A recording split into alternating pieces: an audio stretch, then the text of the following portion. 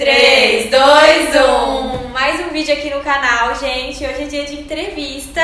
Nós estamos aqui com a Nicole. Se apresenta aí, Nicole.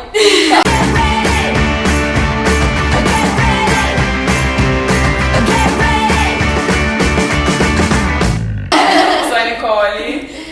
Eu acho que eu tô aqui por causa de uma história, né? Foi assim, gente, eu conheci a Nicole no salão, que minha irmã trabalha, eu tava lá fazendo cabelo. E a Nicole geralmente faz cabelo com a minha irmã e tudo mais. Aí minha irmã já faz a propaganda. E ela falou assim, você tem que seguir ela, porque ela é muito legal, ela tem uma história de vida super legal. Na hora eu falei assim, ela é minha irmã, que ela mandou seguir todas as clientes dela, que ela é legal. Eu fiquei curiosa, eu cheguei em casa e fui pesquisar, né, o Instagram da Nicole, porque eu fiquei assim, mas eu sou muito curiosa, gente. Aí eu falei assim, meu Deus, a gente tem que entrevistar ela, porque a vida dela é muito legal. Aí eu comentei com as meninas e a Thalita já seguia ela por coincidência.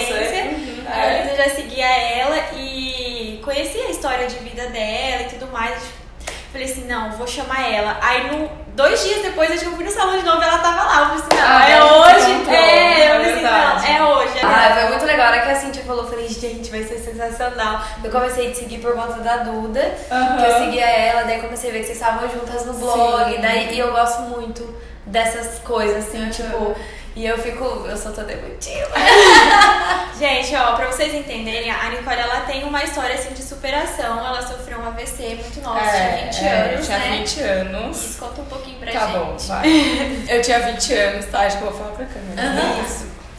Pode falar pra gente. Quando a pessoa sabe gravar outra coisa, a menina já tem a intimidade aqui, ó. Não, tá, eu tinha 20 anos quando eu tive o AVC. Agora você tem? 23. Então, assim, é muito recente, não faz nem 3 anos ainda, porque foi no final do ano.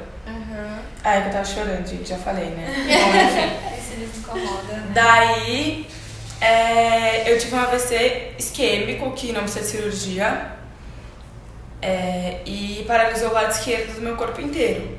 Então, assim, eu não andava, eu não fazia nada, basicamente, porque, enfim, eu não conseguia andar, não conseguia mexer o braço, não conseguia comer, porque esse lado da minha boca não mexia.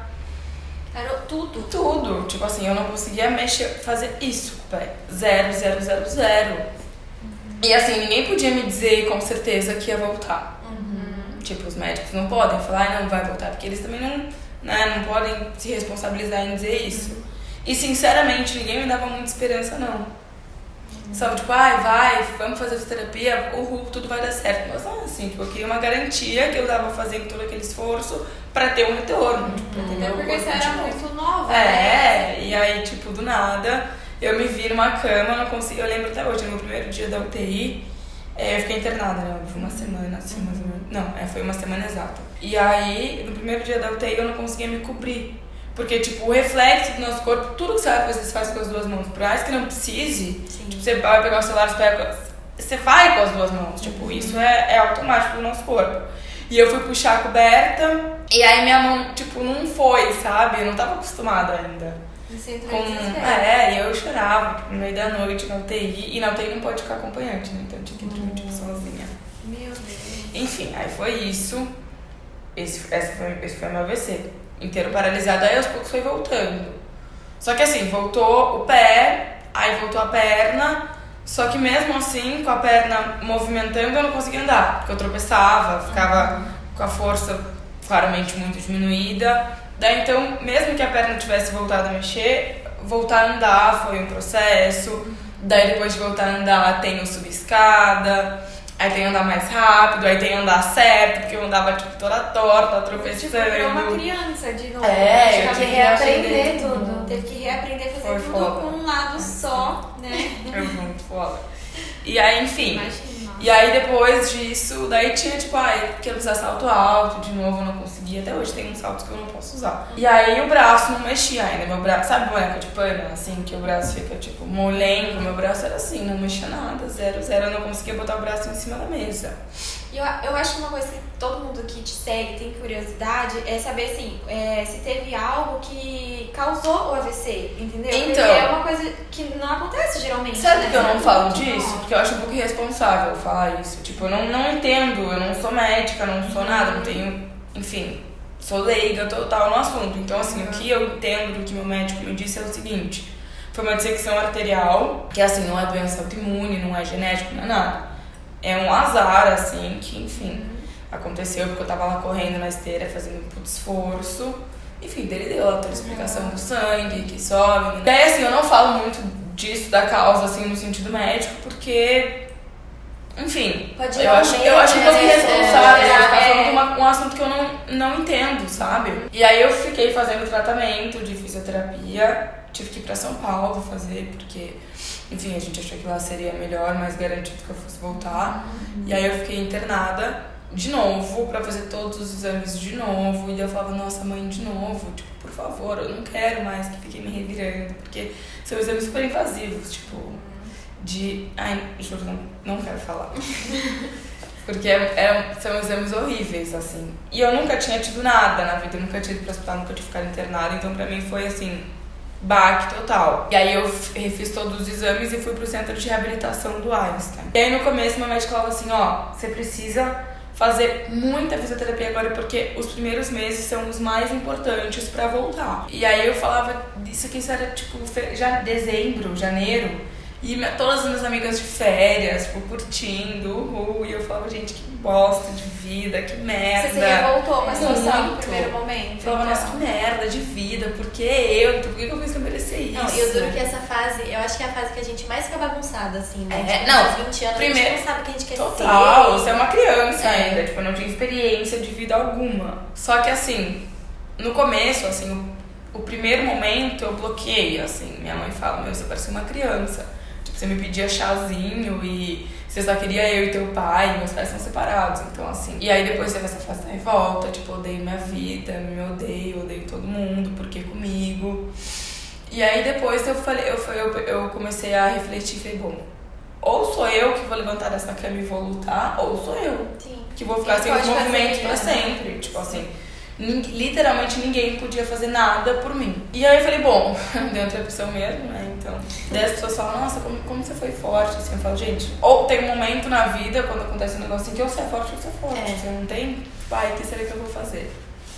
Você teve o seu momento de fraqueza, de passar por isso, é uma coisa que eu gosto muito de falar, que é um processo que a gente tem que administrar pra não guardar tudo aquilo também. Eu sou forte, não sofrer. Eu falo isso, sabia? Porque eu acho que assim, se você já atropela tudo, tipo, levantou da cama do hospital, saiu do UTI, gente, eu sou muito forte, aí você... Isso alguma hora vai vir. Essa tristeza alguma hora vai chegar. Você passa pelo processo, você guarda e ele volta mais tarde. Não, uma hora você vai lembrar dele, ele vai atrás de você. Porque é um luto.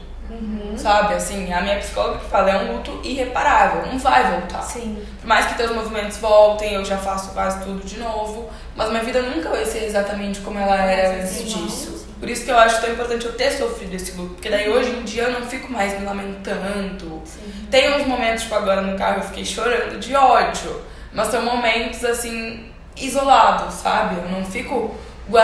tudo na minha vida eu faço com rancor, tudo na minha vida eu faço com raiva, com tristeza. Eu superei isso, realmente eu superei. Eu só acho que o importante é a gente aprender de situações difíceis, tipo, fazer aquilo tudo que você passou valer pra uma coisa boa, entendeu? E não desperdiçar uma experiência. Por isso que eu comecei com essa história do Instagram e tal, porque quando eu tava no hospital, eu sempre falo isso, não me canso de repetir que quando eu tava no hospital, eu procurei muito por alguém que eu não queria nem falar com a pessoa, eu queria ver a história da pessoa. Tipo, e você não achou nada parecido nessa história? Zero, gente. Eu procurei no Instagram, hashtag, perfil, Google, Facebook, sei lá, eu olhei tudo e nunca encontrei. E aí eu falei, eu só queria uma pessoa que viesse aqui, não viesse aqui, mas tipo, sei lá. Você queria ver, ver alguém que tinha passado e que tava com a vida de volta. E assim, eu jamais poderia imaginar, nunca imaginei.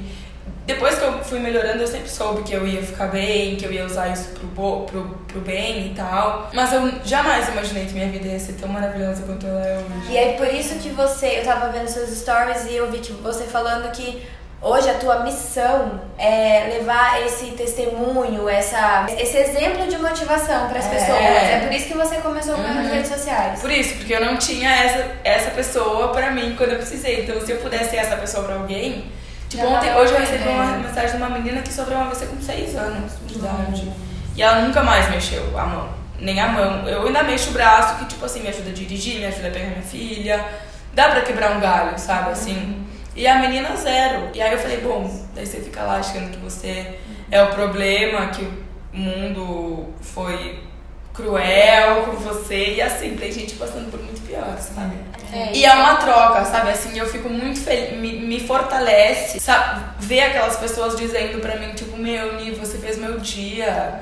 E assim, sabe? Muito gratificante. E é muito gratificante, isso. né? Isso que eu ia falar. Exato. Porque assim, eu acredito que nada acontece por acaso, né? Não sei se é religião nem nada, mas a gente... nós três acreditamos que tudo tem um propósito, eu né? também, com certeza. E que bom que você entendeu que você tem uma missão, que você conseguiu extrair algo bom de algo tão difícil que foi pra você, né? E que agora você pode ajudar outras vidas, né? Porque às vezes você ainda não conseguiu atingir o tanto que você quis. Mas às vezes tem gente que ainda vai passar por isso, ainda vai te procurar, entendeu? Eu acho que enxergar o motivo pelo qual você, talvez o motivo... Eu acredito assim, ó, que Deus não causa, mas Ele usa a situação. Então, eu acho que enxergar que você pode motivar muitas pessoas faz olhar os dias difíceis de uma outra forma que você passou, entendeu? Uma outra coisa que a gente quer saber também é sobre a sua filhinha, que é a coisa mais fofa, gente. Então, isso é outra coisa muito bizarra na minha vida, que é assim, eu tive o AVC em novembro de 2015. Aí, enfim, tudo são muitas fases e cada coisa que você já tinha na tua vida, quando você encara essa situação de novo, é um outro corpo passando por isso. Então, assim, como é que eu vou pra academia?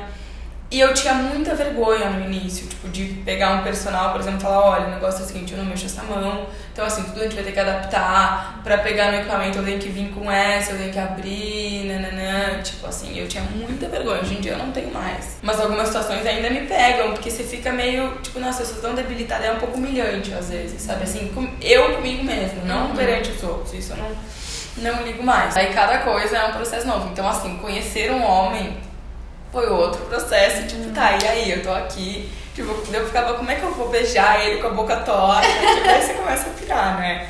Porque assim, isso me causa uma puta insegurança, porque teu corpo não é mais o mesmo, você fica mais desajeitada. E aí quando eu comecei a namorar com ele, foi um mega passo pra mim, porque ele era mais velho, ele é, né? Mais velho e tudo mais. E aí, de novo, eu tive que vir pra um lugar totalmente novo, que é Londrina, conhecer os amigos dele. Então eram pessoas que não me conheciam. Zero, assim, não faziam ideia quem eu era. Então eles me conheceram só a Nicole pós-AVC. Então isso não foi libertador no começo, foi assim, difícil, porque daí cada um que eu conhecia, tipo, oi gente, tudo bem então? Não liguem que o Thiago tá cortando minha carne, porque eu não mexo o braço. Mas resumo, eu namorei com ele, foi um puta desafio, né? E a vergonha de pedir tudo pra... Eu nunca esqueço, no nosso primeiro encontro... Ai, sério...